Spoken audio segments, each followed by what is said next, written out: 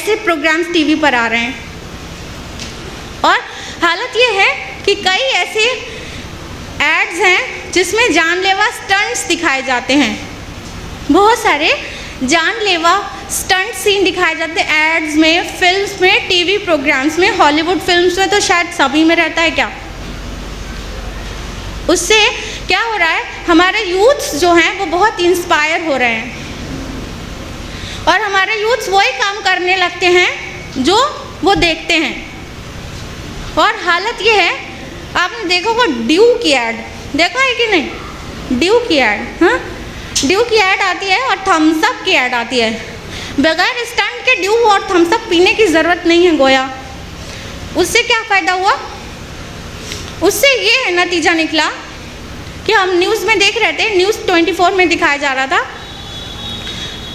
26 मई 2012, उस दिन न्यूज़ 24 में दिखाया गया ग्रेटर नोएडा के दो भाई थे, खालिद और वाहिद। दोनों ड्यू की तरह कोल्ड ड्रिंक की ऐड नहर में डालकर, कोल्ड ड्रिंक की बोतल नहर में डालकर पहले निकाल कर लाने वाला गेम खेल रहे थे। खालिद की मौत हो गई डूबकर, वाहिद मौत से लड़ रहा था, क्या पता उसकी भी हो गई हो। क्या फ़ायदा हुआ? ड्यू वाले बता रहे हैं डर के आगे जीत है और हम कह रहे हैं ड्यू के आगे मौत है। अपनी जान गंवा दिया। अपनी जान किस हालत में गंवाया कि स्टंट कर रहे थे और कॉपी कर रहे थे। मीडिया में जो दिखाया जा रहा है वो कबूल कर लिया, वैसे ही करेंगे। अल्लाह ताला को क्या जवाब देंगे? क्या जवाब देंगे अल्लाह ताला को? अल्लाह के रसूल सल्लल्लाहु अलैहि वसल्लम की हदीस है, तिरमिज़ी में है, जिल्द नंबर 2, पेज नंबर 72। अबू बरज़ा अस्लमी रज़ियल्लाहु अन्हु रावी हैं, फरमाते हैं कि अल्लाह के रसूल सल्लल्लाहु अलैहि वसल्लम ने फरमाया, रोज़े क़यामत जब तक इन 5 चीज़ों का जवाब कोई ना दे ले, अपनी जगह से हिल नहीं सकता। कौन कौन से? पहला सवाल ये, उम्र कहाँ खपाई। दूसरा, माल कहाँ से कमाया, कहाँ खर्च किया, अपने इल्म पर कहाँ तक अमल किया, और अपनी जवानी, अपनी ताकत, अपना जिस्म किस काम में खपाया। तो जब रोज़े आखिरत अल्लाह ताला हमसे ये पूछेगा उम्र और जिस्म कहाँ खपाया, तो हम क्या जवाब देंगे कि अल्लाह पाक आपने जो हमें ताकत दी थी ना, वो हमने बड़े बड़े स्टंट सीन करने में खपाया था। और खुदा न ख्वास्ता उस हालत में जिसको मौत आ जाए वो उसी स्टंट के साथ उठाया जाएगा, फिर और बहुत सारे स्टंट आखिरत में उसे जहन्नम में करने पड़ेंगे। हम अपनी ताकत, अपनी क़ुव्वत, अपनी एनर्जी खपा रहे हैं इन कामों में, जबकि अभी पूरी दुनिया में सिर्फ 1/4 मुस्लिम है, 3/4 पॉपुलेशन नॉन मुस्लिम है। अभी हमें कितना दीन को फैलाने का काम है, वक्त फुर्सत है कहाँ, काम अभी बाकी है, नूर तौहीद का इत्माम अभी बाकी है। अभी इतने सारे हमारे अराउंड नॉन मुस्लिम्स हैं, उसके बावजूद हमें उनके दावत देने की फिक्र नहीं है। हम तो अपनी जवानी, अपनी ताकत को खपा रहे हैं जानलेवा स्टंट करने में, क्योंकि मीडिया हमें वो सिखाता है। तो क्या मीडिया की हर एक चीज़ को हमें कबूल कर लेना चाहिए? आज देखिए कि औरतें, हमारा मीडिया न सिर्फ यूथ्स को बर्बाद कर रहा है बल्कि हमारी ख़वातीन को भी बर्बाद कर रहा है।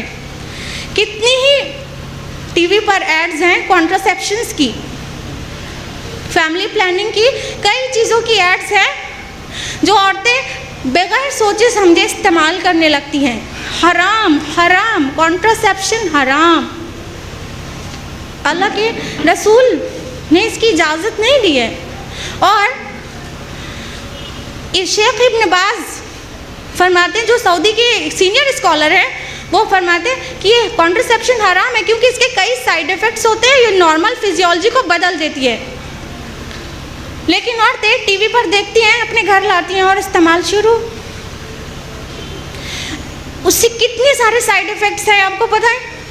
नॉर्मल साइड इफ़ेक्ट जो है, सर में दर्द, जी का मचलाना, और कितना नौजिया, फीलिंग ऑफ वॉमिटिंग और इरेगुलर ब्लीडिंग, कई सारे नॉर्मली सबको होते हैं जो भी यूज़ करता है, और कुछ ख़ास लोगों में जो चीज़ होती है, जैसे माइग्रेन है किसी को तो माइग्रेन वो बहुत ज़्यादा बढ़ जाता है, और किसी केसेस में ब्लड प्रेशर बहुत ज़्यादा बढ़ जाता है, हार्ट स्ट्रोक आते हैं, हार्ट अटैक हो सकता है, आँखों की रोशनी जा सकती है, और किसी को कम, किसी को पूरी आँख की रोशनी चली जाती है।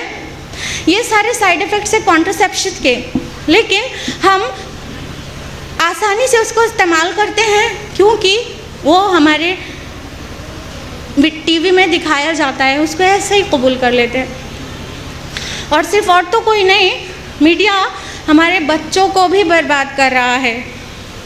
आज कितने कार्टून चैनल्स हैं, पहले हम समझते थे 1-2 कार्टून चैनल होंगे हम लोगों के अराउंड, लेकिन हमने जब तहकीक किया तो पता चला आधा दर्जन से ज़्यादा कार्टून चैनल्स हर घर में पहुंच रहे हैं, आधे दर्जन से ज़्यादा। और आप जो अपने बच्चों को सोचती है और कोई चैनल तो नहीं दिखा रहे, कार्टून तो चलता है, और कार्टून के हवाले करके कमरे से बाहर आ जाती हैं। उस कार्टून में क्या दिखाया जा रहा है कभी साथ में बैठ कर देखिए। कार्टून में दिखाया जा रहा है, कपल्स में दिखाते हैं, छोटे छोटे बच्चों को पेयर में दिखाते हैं, लड़की लड़का साथ में होते हैं, छोटे छोटे बच्चों में लव अफेयर्स दिखाते हैं, छोटे छोटे बच्चों में किसिंग सीन दिखाते हैं, और कितने भद्दे, छोटे बच्चों में भी भद्दे वल्गर कपड़े पहनाए हुए दिखाते हैं। ये सारी चीज़ें दिखाते हैं और बच्चों को ये सिखाया जाता है उसमें कि पेरेंट्स की, वालिदैन की किस तरह से नाफरमानी करना है। बच्चों को ट्रिक्स दी जाती हैं कि स्टडीज़ को ना करके टेस्ट और एग्ज़ाम में ख़राब रिज़ल्ट ला के किस तरह से पेरेंट्स से छुपा लेना है। ये सारी ट्रिक्स उसमें बताई जा रही हैं। नतीजा क्या हुआ, आज हमारे बच्चे कतई वालिदैन के नाफरमान हो गए हैं। 16 साल 17 साल के होते नहीं कि लव अफेयर्स में पड़ जाते हैं, और 21 साल 22 साल के होते हैं तो हमें पता चलता है कि अरे ये तो फिज़िकल भी शुरू हो गया। तब हम सर पे हाथ रख के रोते हैं कि अरे हमने अपने बच्चे को इतनी अच्छी तरबियत दी थी, ये कौन सा दिन देखना पड़ गया। असल में कोताही हमने की थी। हमको शॉपिंग पे जाना है, हमने उठाया बच्चे को, कार्टून चैनल खोल के टीवी के सामने बैठा दिया, और वो सारी चीज़ें देख रहा है और सीख रहा है। और हमने सोचा वहाँ पे क्या प्रॉब्लम क्या है, कार्टून्स में कोई प्रॉब्लम नहीं, कार्टून में भी प्रॉब्लम है। इसीलिए हमारे तक़वा इस्लामिक स्कूल में इवन कार्टून्स भी मना है बच्चों को देखना, क्योंकि उसमें अच्छा मैसेज नहीं है। वालिदैन की कितने खर्च बढ़ा देते हैं बच्चे, कितने ही कार्टून कैरेक्टर्स हैं जिनके प्रोडक्ट्स मार्केट में बहुत ज़्यादा हैं।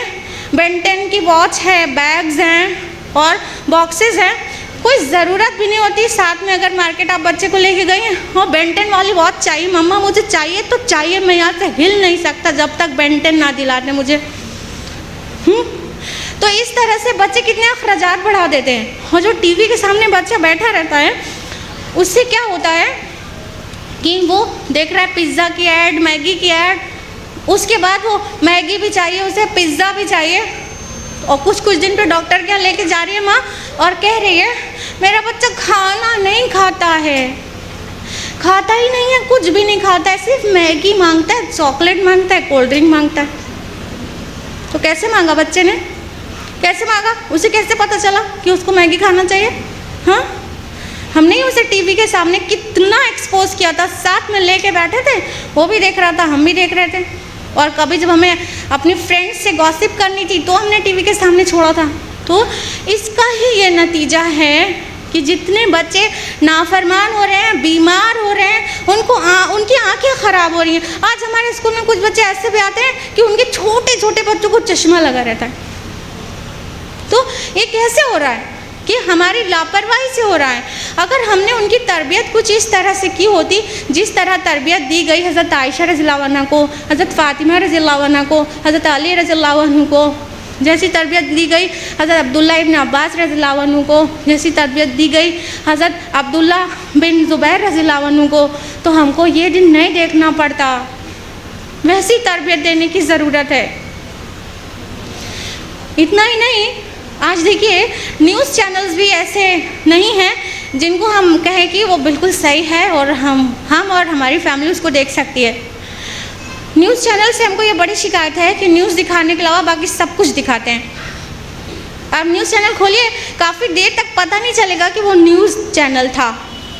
वो कभी नाचने वाला प्रोग्राम आ रहा है, कभी गाने वाला प्रोग्राम आ रहा है, सब कुछ आएगा, बस न्यूज़ नहीं आएगी। और न्यूज़ आएगी भी तो ऐसे आएगी कि क्राइम का ऐसा पिक्चराइजेशन करते हैं कि गोया क्रिमिनल्स को, मुजरिमों को क्राइम को प्लान और प्लॉट करने का तरीका पता चल जाए। क्राइम का पिक्चराइजेशन करने की क्या ज़रूरत है, रीशूट करने की क्या ज़रूरत है, उससे कई मुजरिमों को तरीका पता चलता है। अच्छा, अब हम भी जुर्म ऐसे ही करेंगे। तो हम इस तरह से हर मीडिया से अफेक्टेड हैं। इतने सारे नुकसानात जो कि बहुत समेट के बोला गया, खाली हमको वीडियो मीडिया से हैं। और अब हम बात करते हैं इंफॉर्मेशन टेक्नोलॉजी की, यानी इंटरनेट से क्या नुकसान है। इंटरनेट का यूज़ आज बहुत तेज़ी से बढ़ रहा है, बहुत तेज़ी से। यूएस में, खाली अमेरिका में 20 करोड़ 53,27,000 यूज़र्स हैं खाली इंटरनेट के, और 2005 के स्टैटिस्टिक्स में नंबर 1 पे है। 2007 के स्टैटिस्टिक्स के मुताबिक इंडिया 3rd नंबर पे है। 8 करोड़ यूज़र्स हैं इंडिया में भी इंटरनेट के। और यूके, यूनाइटेड किंगडम, वो उसके पास 4 करोड़ और 4 करोड़ यूज़र्स हैं, 4 करोड़ 2 लाख यूज़र्स हैं इंटरनेट के। इस सब में बहुत ज़्यादा तरक्की याफ्ता है आज फेसबुक, यूट्यूब, ट्विटर। फेसबुक पे डेली लॉगिन करने वाले कितने हैं पता है आपको? डेली फेसबुक लॉगिन कर रहे हैं 250 मिलियन लोग, यानी 25 करोड़ लोग डेली फेसबुक लॉगिन करते हैं। और 1.5 करोड़, 1.5 करोड़ लोग, यानी 15 मिलियन, 15 मिलियन लोग ट्विटर डेली लॉगिन करते हैं और उस पर 6.5 करोड़ मैसेजेस सेंड करते हैं ट्विटर से। यूट्यूब के तो क्या कहने, 2 बिलियन, 2 अरब लोग डेली वीडियो क्लिप्स देखते हैं यूट्यूब पे। इन सभी इस्तेमाल में अक्सर इस्तेमाल, मेजर पार्ट गलत है और कम हिस्सा सही इस्तेमाल है। बहुत कम हिस्सा काम का यूज़ हो रहा है, स्टूडेंट्स यूज़ कर रहे हैं और अच्छा इस्तेमाल कर रहे हैं, और ज़्यादातर गलत इस्तेमाल किया जा रहा है। आपको पता है पोर्नोग्राफिक साइट्स कितनी हैं? पोर्नोग्राफिक इंटरनेट पे भरमार है, भरमार। पोर्नोग्राफी, वो लिटरेचर, वो फ़ोटोज़, वो वीडियोज़, वो फिल्म्स जो इंसान की जिनसी जज्बात को भड़का दे। आज 1980s में पोर्नोग्राफी की ऑनलाइन ट्रेडिंग शुरू हो गई, जो कल तक बच्चों या किसी के भी आम इंसान के पहुंच के बाहर थी, एकदम आसान हो गई, फिंगर टिप्स पे। पोर्नोग्राफिक साइट्स, पूरी साइट्स में 12%, 12% साइट्स खाली पोर्नोग्राफिक हैं। 2 करोड़ 53,44,172 साइट्स हैं जो पोर्नोग्राफिक हैं। 2.5 करोड़ के बराबर, 2.5 करोड़ बराबर पोर्नोग्राफिक साइट्स हैं। 35% जो डाउनलोड होता है वो पोर्नोग्राफिक होता है। अमेरिका में 40 मिलियन यानी 6 करोड़ लोग डेली विजिटर हैं पोर्नोग्राफिक साइट्स के, और उसमें 70% 18 से 24 साल के लड़के हैं, बच्चे हैं, जिनको हम कहते हैं बच्चा है। 70% 18 से 24 की उम्र के हैं पोर्नोग्राफिक साइट्स पर जाने वाले। होशियार हो जाइए। बहुत मुमकिन है कि आपने अपने बच्चे को लैपटॉप दिलाया हो, डेस्कटॉप दिलाया हो, और उस पर वो टाइप करता हो पोर्नोग्राफिक साइट्स के लिए सर्च इंजन पे जाके, और सब कुछ सामने आ जाता हो। बहुत मुमकिन है। आज मिडिल क्लास फैमिली के बच्चे पोर्नोग्राफी पे जा रहे हैं। आप देखिए साइबर कैफ़े में सारा सेपरेशन रहता है। 18-19 साल 20 साल के लड़के आम तौर पर साइबर में जाके पोर्नोग्राफिक साइट्स खोलते हैं। ऐसी उरियानियत, आपको यकीन होगा कि जितने ईमेल्स डेली होते हैं उसका 80% पोर्नोग्राफिक है। 80%। 2.5 बिलियन यानी 2.5 अरब ईमेल डेली होता है, उसमें 80% 80% मेल खाली पोर्नोग्राफिक हैं।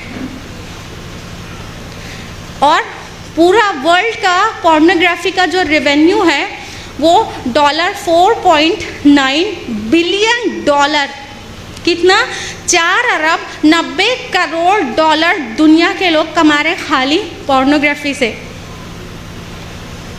$2.48 बिलियन यानी 2 अरब 48 करोड़ डॉलर खाली अमेरिका कमा रहा है पोर्नोग्राफी से। ये कहाँ पर अवेलेबल है? फिंगर टिप्स पे आप टाइप करो SEX इंटर, सब कुछ आ गया। और ये बच्चे हमारे उस साइट्स पर जा रहे हैं। नतीजा, रॉबिन मॉर्गन कहते हैं कि pornography is the theory and rape is the practice. क्योंकि पोर्नोग्राफी से ही रेप इतनी तेज़ी से बढ़ रहा है।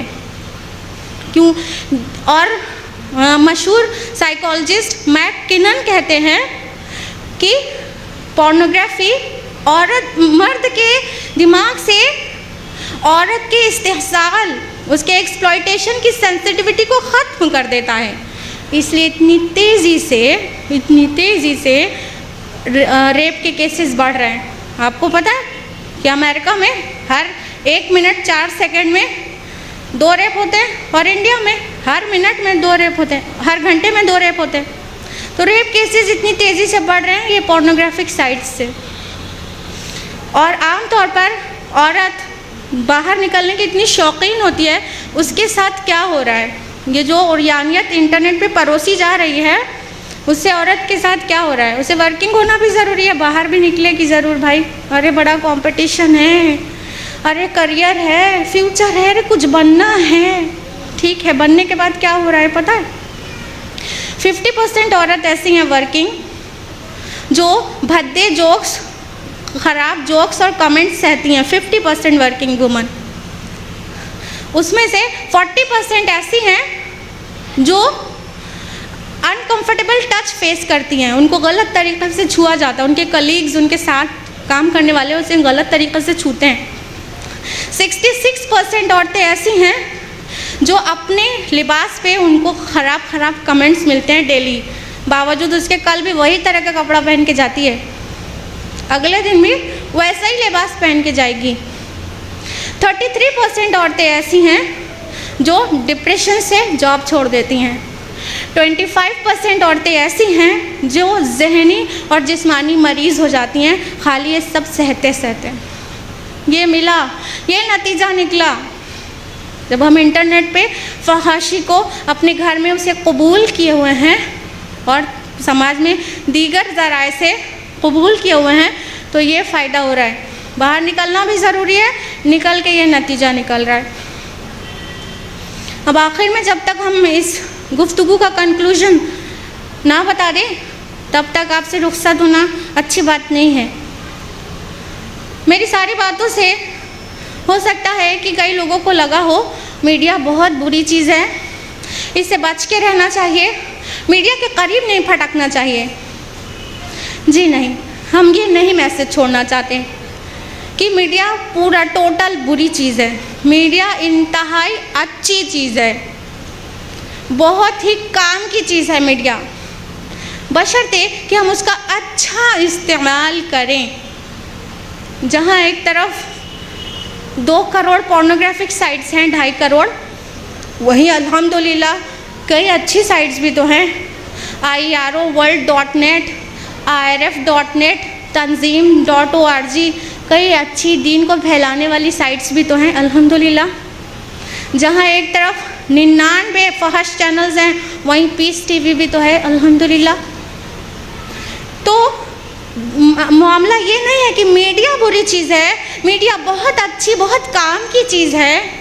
ज़रूरत ये है कि उसका अच्छा इस्तेमाल किया जाए, उसे टर्न किया जाए अच्छाई की तरफ।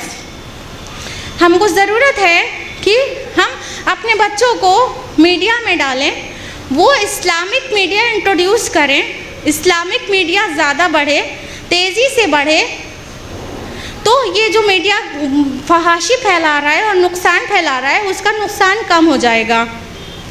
क्योंकि मीडिया बुरा है, बुरा है, बुरा है, ये कहना कोई अक्लमंदी की बात नहीं है। एक्चुअली मीडिया वो चीज़ें दिखाता है जो हम डिमांड करते हैं।